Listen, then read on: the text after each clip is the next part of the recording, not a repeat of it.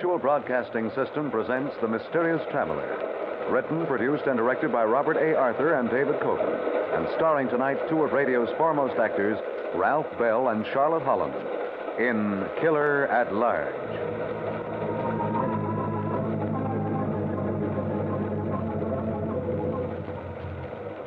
This is The Mysterious Traveler, inviting you to join me on another journey into the realm of the strange and the terrifying.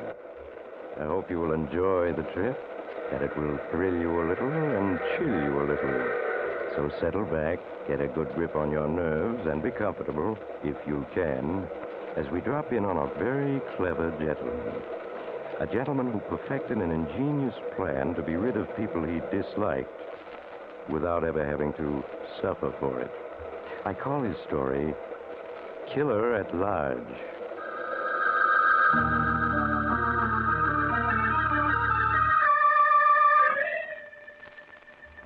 My friend, Mr. Jeffrey Andrews, is temporarily confined to a hospital. So we're going there to meet him. He's just been given a routine checkup by a new staff physician, Dr. French. Well, Dr. French, how am I? You seem to be in fine physical shape, Mr. Andrews. Guess you'll have to be letting me go soon, eh? I certainly hope so. Well, I've had a good rest, but I look forward to getting back in the harness again. I'm Andrews First, you know. Andrews First? That's the name of my business. You see, my name is Andrews. Yes? So I named my firm Andrews First.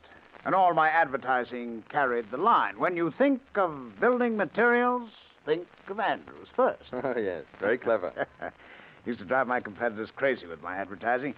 Yes, I pulled off many a smart deal, and I always let the world in on it. After all, what's the use of doing something smart if no one knows about it? Well, the urge to boast is certainly human. For instance, you probably don't know why I'm here. Haven't had a chance to study my case yet, I suppose. No, not in detail. Oh, then sit down. I'll tell you. It's really one of the cleverest deals I've ever swung. Now, tell me, have you ever wanted to get rid of someone? Get rid of someone? You mean, kill them? Exactly. Kill them. No, I don't believe I have. Why? Because most people have at one time or another. But they don't do it. They're afraid. Afraid of the law and of being punished. That's what the law's for. To restrain people's violent impulses. Exactly. Unless you happen to be smarter than the law, as I was. Because, you see, I figured out how to get rid of not just one person, but of two. Two people I disposed of and can't ever be punished for it. That's an unusual achievement. You disapprove? But I'm going to tell you how I did it. As I said, what's the use of being clever if people don't know about it? And since the law can't touch me, why not? To make it clear, Doctor, I'll go back to the very beginning. To that evening when I arrived home from work to find my wife Judith and my best friend and personal physician at that time, Alex Hearn, deep in conversation. They jumped apart guiltily as I entered the room and closed the door. Oh, Jeff, it's you. Yes, I left the office early. Hello, Alex. How are you? Fine, Jeff. And you? Oh, a little tired. I've been working late quite a bit recently.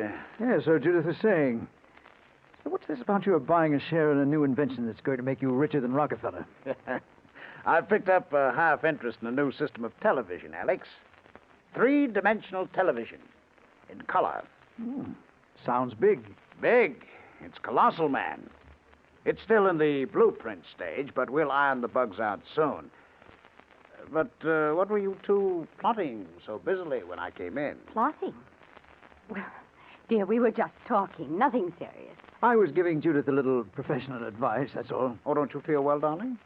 It's nothing, Jeff. Nothing at all. Oh, whatever it is, I want to know about it. Well, it's just that I've been having headaches lately. That's all. But why didn't you tell me, Judith? I didn't want to worry you over nothing, dear. It's really nothing serious. I've given Judith a prescription that will help her. Well, I think I better run along now. Got another call to make. You take care of yourselves now, both of you. As Alex left, I knew from his manner he and Judith had not told me the truth. They were keeping some secret from me. Could Judith be seriously ill and they didn't want me to know? Or was it possible Judith and Alex were... No, that couldn't be. A thing like that might happen to other couples, but not to Judith and me. And yet, they were concealing something, and I had to know what. So I took steps to find out. Mr. Andrews, I'm from the Apex Detective Agency. I have here the report on your wife you asked for. Yes, please sit down. Thank you. What have you learned? Your wife left the house at 11:30 this morning. She caught the noon train into town. From the station, she went directly to the Union Department Store. Whom did she meet there? Oh, she didn't meet anyone, Mr. Andrews. She just looked around, then had lunch in the restaurant. But afterwards... Yes, go on. She made a telephone call. A few minutes later, she's picked up at the entrance by a man in a dark green car. You got the license number, I hope. Yes, sir. The car belongs to Alexander Hearn, who lives... Never mind. I know his address. We've handled hundreds of such cases, Mr. Andrews.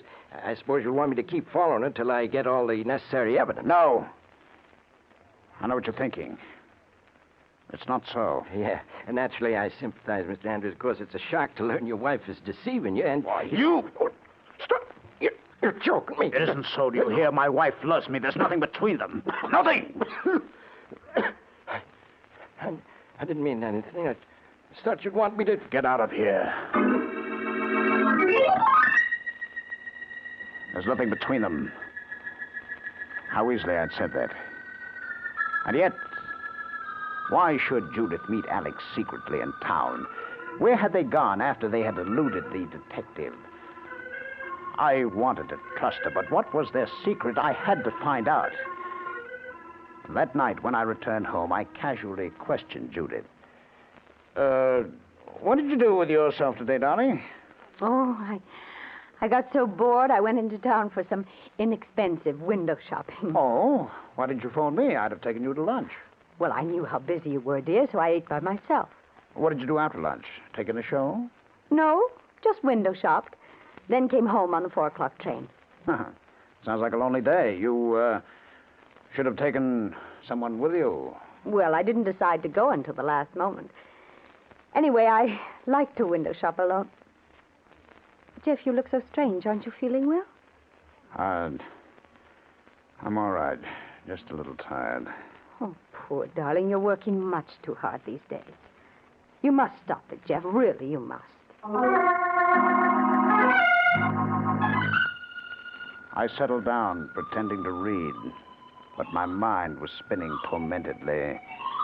I didn't decide to go until the last moment. Anyway, I liked to window shop alone. How easily her answers had come, as though she'd rehearsed them. But they were lies, all of them. Could the detective have been right and I wrong? No, I couldn't believe that. I had no proof. I had to have faith in Judith. I made myself believe I was doing her an injustice, but the very next evening, I found Alex at the house again.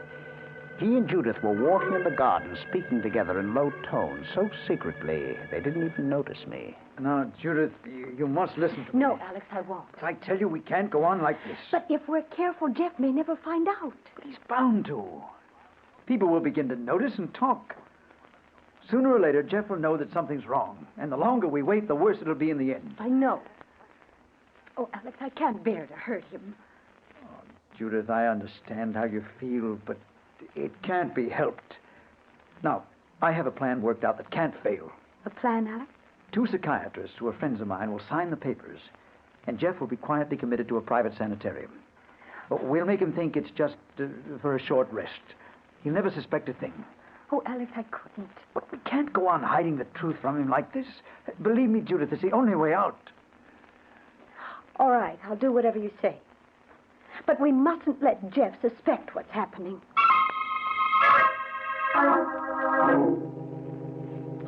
And I had faith in her. I thought I was misjudging her when all along she and Alex had been scheming to railroad me into a sanitarium. Oh, it was a clever plan. Alex could manage it through his professional connections, and Judith would become administrator of my fortune. I almost let them know I'd overheard them. And then I got control of myself. There was a better way to handle the situation. I had to think about it and decide what to do. So I slipped quietly away. And a little later, I took Judith out for a drive as though I suspected nothing. But as I drove, I pondered how best to punish them. What are you thinking about, Jeff? You've hardly said a word all evening. Jeff, I'm speaking to you. Oh, I'm sorry, dear. I'm afraid my mind was on business. You really are working too hard these days. Oh, I'm not working that hard. Too bad we couldn't persuade Alex to come with us tonight. He's always such fun when he forgets he's a doctor. That's because he puts his work completely out of his mind when he gets a chance to relax. I suppose it would be better if I were like Alex. Of course not, dear. I like you just as you are, Jeff, silent moods and all. I wouldn't want you changed. She lied. I knew she was lying. By now, I found it impossible to believe a word she said. I had too much evidence to the contrary. Of course, Mr. Andrews, it's a shock to learn your wife is two-timing you. But if we're careful, Jeff may never find out. I have a plan worked out that can't fail. Two psychiatrists who are friends of mine will sign the papers, and Jeff will be quietly committed to a private sanitarium. I like you just as you are, Jeff. Silent moods and all. I wouldn't want you changed. How easily she said that. How smoothly she continued her deception. Bitter rage burned inside me, and deliberately I stepped hard on the throttle. We went faster and faster until Judith became frightened. Jeff, why are you going so fast? We're doing more than 60, and there are a lot of curves in the road. Oh, don't worry, Judith. I'm a good driver. Yes, but darling, we're almost up to 70. Now, Jeff, please slow down. We'll be killed. Too bad Alex isn't with us. He'd enjoy this. Now, Jeff, please, darling, slow down. There's a crossroads ahead, then a curve. Jeff, you'll kill us both. I kept my foot hard on the throttle. I knew there was a curve ahead, and behind it a 300-foot drop into a canyon. I made up my mind. I'd drive over the cliff and end everything for both of us. If only I'd had Alex in the car, everything would be perfect. He deserved to die, too. At the thought, my mind cleared abruptly. How stupid it would be to kill myself and leave Alex unpunished when I knew perfectly just how to make him pay. I slowed the car as I planned all my moves.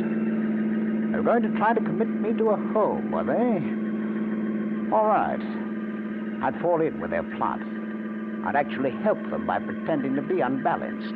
I'd make it easy for them, and in a few days, a week perhaps, we'd see who was the cleverer. We'd see.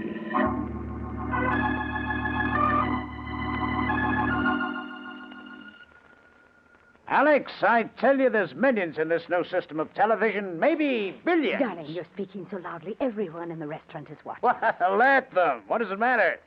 Nothing can stop me now, man. In 5 years, I'll be one of the wealthiest men in the world. With my genius for organization... Jeff, Judith tells me that last week you didn't go to your office at all. You just sat around the house and wouldn't say a word to anyone. Oh, well, you know how it is, Alex. Sometimes a man feels a little blue. All geniuses are like that. Now, when I set up my new television network, I'll revolutionize world communication. I'll have a monopoly no one will be able to buck. And furthermore... I went on talking, seeing Alex's eyes narrow as he watched me. He saw in me all the symptoms of the manic depressive, the exaggerated ideas of importance, the extravagant dreams of wealth. Soon others would notice, my business associates, my friends, the servants. And when that time came, I could count on a visit from Alex, bringing his psychiatrist friends to look me over. Yes, that visit would be coming very soon now. Very soon.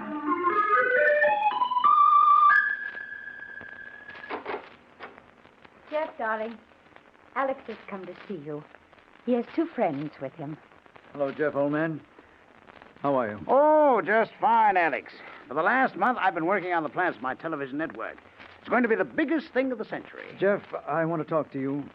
and I want you to meet some men I brought with me. Oh, Alex, I've no time to talk with strangers. They're two doctors, close friends of mine. Oh, what do they want? With my plans taking up all my time, They're here because of your new project, Jeff. You see, Judith has been afraid you're working too hard these days. I'm probably just being silly, darling. But I would like you to have a thorough examination before really starting on your new enterprise. You don't mind, do you? Oh, I haven't time to bother with such things, dear. I have too much to do. Please, Jeff. Oh, well. All right, but it mustn't take too long now. They're waiting in the hall. I'll bring them right in. At last, my patience was being rewarded. Alex and Judith's scheme was working perfectly, and so was mine. Alex brought in his friends and introduced them as Doctors Carlton and Marshall. Without waiting for them to question me, I plunged into an excited description of my plans. As I went on and on, I saw them look at each other and nod slightly.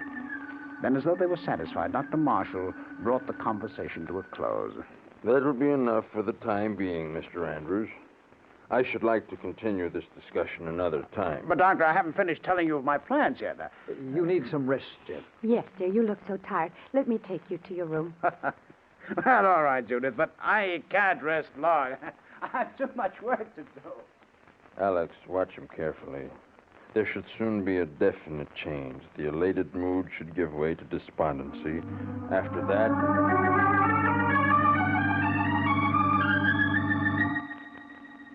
I couldn't help overhearing Dr. Marshall's words as Judith led me out of the room. Alex, watch him carefully. There should soon be a definite change. And he was correct. I knew the right symptoms just as well as he did. So the next day I became depressed, refused to speak, claimed that I was being persecuted, and even pretended to cry in self-pity. And the following morning, Alex and his two friends were back again. Good morning, Mr. Andrews. You remember Dr. Marshall, Jeff? And Dr. Carlton? Jeff, say hello to your guest. No, leave me alone. I don't want to talk to anyone. Huh? The other day, you were highly enthused about your new business venture. Don't you want to tell me more about it? No. No one cares about my plans. I'm alone, all alone. Everyone's against me. Jeff. Do you feel this way often? I mean that everyone's against you and life isn't worth living? Yes. How did you know? Well, that's because I'm your friend. You can tell me all about it. You don't know what it's like. To be all alone, to have no friends, to know that everyone hates you, wants to hurt you. Yes, I understand. Well, I'll see that no one hurts you. Wouldn't you like to go someplace where you'd be safe? Where you'd be surrounded by people who were your friends, wanted to help you? Yes, I'd like that, but there isn't any such place. I think I know one. But we've talked long enough for now. Shall I have Judith take him in the garden? Yes, I think it will do him good. Judith, perhaps a little fresh air would make Jeff feel better. Why don't you take him for a walk in the garden? Yes, of course. Come, give me your hand, darling. We'll go out in the sunshine for a while. That's it. I'll call you when we're ready. Yes, all right, Alex. I let Judith lead me into the gardens. Through the library windows, I could see Alex and the two psychiatrists. Alex wasted no time getting them to sign the papers that would commit me to a home from which he and Judith would see I never emerged.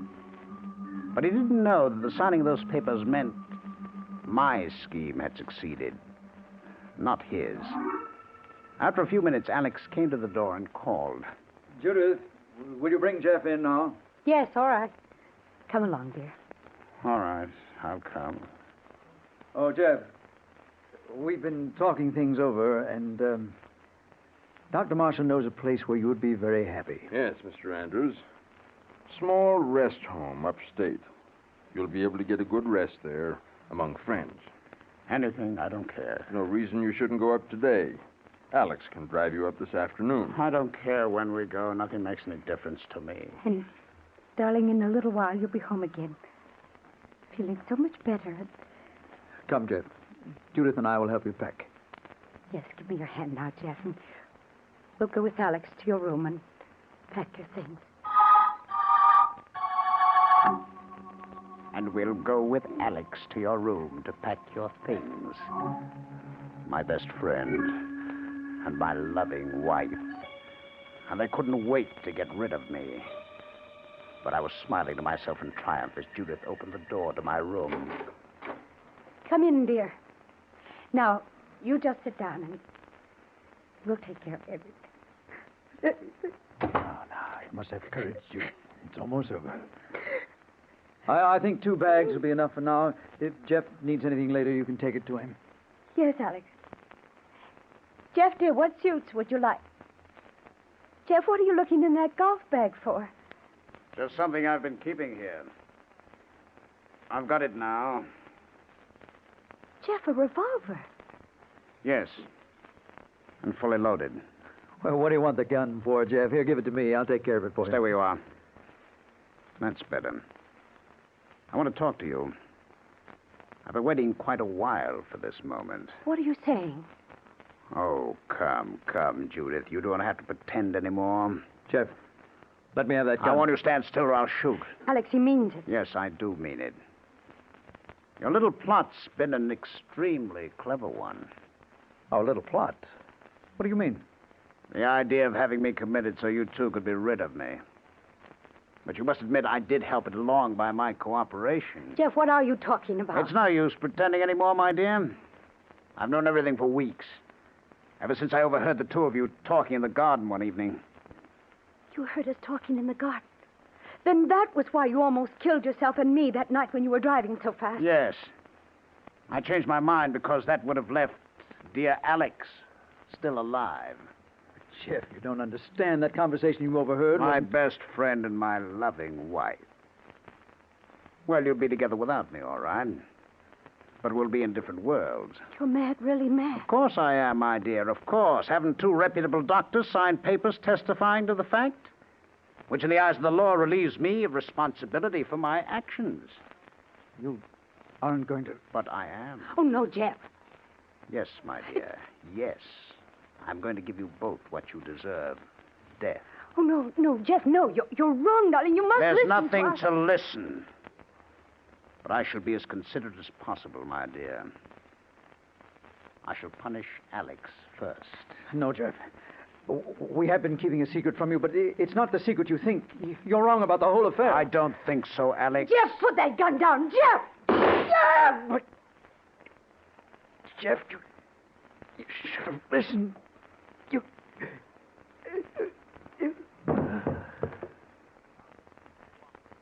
killed him. Yes, Judith. And now it's your turn. I shall be lonely without you. I loved you so much. Jeff, darling, you mustn't kill me because you're wrong. I still love you. I do. I wish I could believe that, but I can't. Jeff, you've misinterpreted what you heard. Really, you have. I think not, No, Judith. Jeff, please give me time enough to explain everything. Forever so would you... not be time enough, my dear, and I would rather not think of you dying with lies upon your lips. But they're not lies. No, Jeff, no, put down that gun. Dr. Marshall, help! No one can help you. You see, the door is locked. It'll all be over long before anyone can get here. Now look into my eyes, Judy. Dr. Marshall, Dr. Colton! What is it, Mrs. Andrews? Break the door down, quickly! Come on, Cox. It's your fire. They can't get into this room in time, my dear. Now look into my eyes. It's because I loved you so much that I had to do this. Now, goodbye, Judith.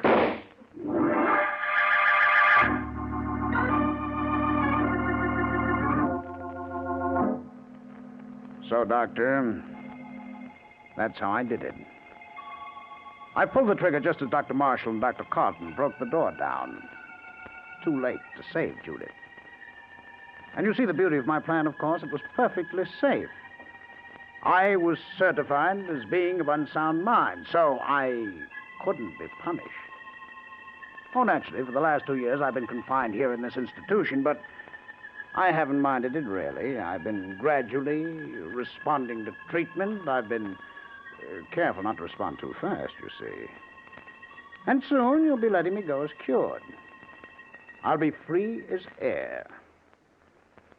Now I ask you, Doctor, wasn't that rather clever? It might be considered so, Mr. Andrews. But why have you told me all this? Aren't you afraid I'll report it? The police will never believe it. Besides, they could do nothing if they did.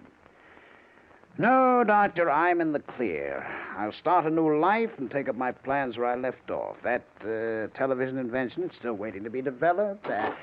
Hello, may we come in? Doc Marshall said it'd be all right for us to speak to Jeff today. Well, hello, old man. How are you?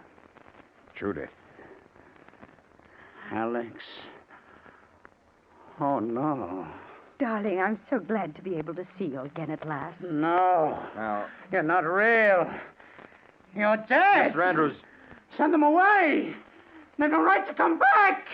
I killed them. They're dead. Mr. Andrews, calm yourself, please. I'll take care of them. I'll send them back where they belong. Please, both of you, come outside. They have to go back. They have to stay in their graves. The dead must stay buried. Yes, of course, Jeff. We won't bother you again. Come, Judith. They can't be allowed to disturb me with the dead.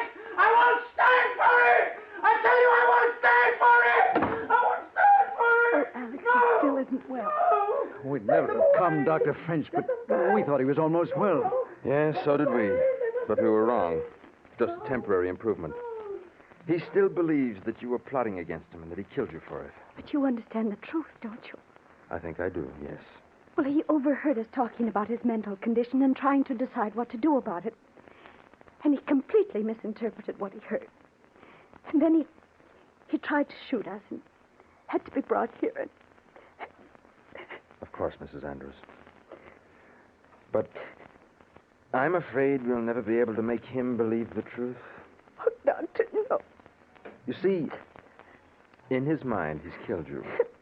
As far as he's concerned, you're dead.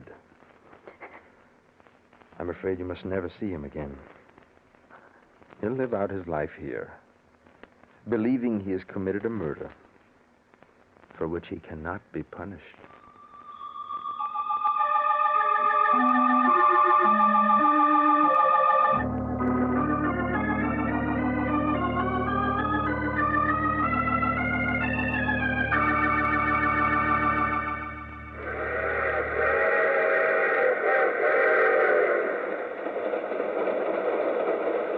This is the mysterious traveler again. Well, Jeff's idea looked like a good one for a while, didn't it? But I don't advise you to try it. You might wind up the way Jeff did. In fact, my advice is to forget the whole thing. You'll be much happier. There's no such thing as the perfect crime. Which brings me to my story for next week. Death has two faces. It's about a gentleman who discovers a new way to die, in which he lets someone else do all the work, and he... Oh, you'll have to get off here. I'm sorry. But I'm sure we'll meet again. I take this same train every week at this same time.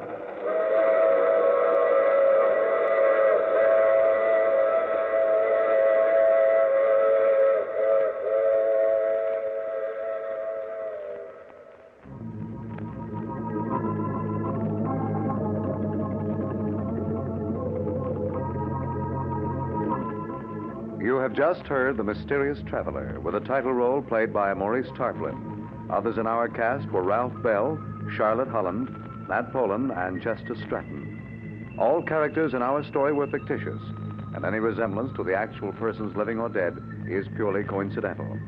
Original music composed and played by Al Finelli. Phil Tonkin speaking. This is the world's largest network, the Mutual Broadcasting System.